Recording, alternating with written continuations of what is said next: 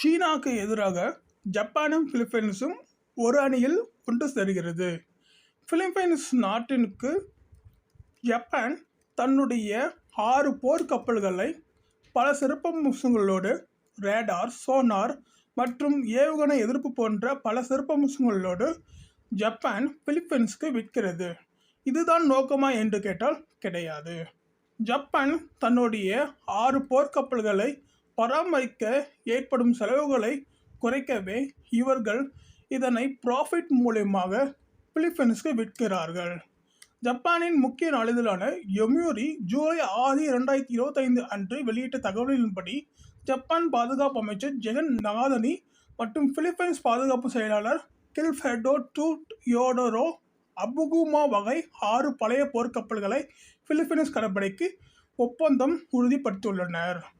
Thank you. இதோட முழு video பார்க்குறதுக்கு கமெண்ட் பாக்ஸில் இருக்கிற லிங்கை கிளிக் பண்ணுங்கள். Thank you very much.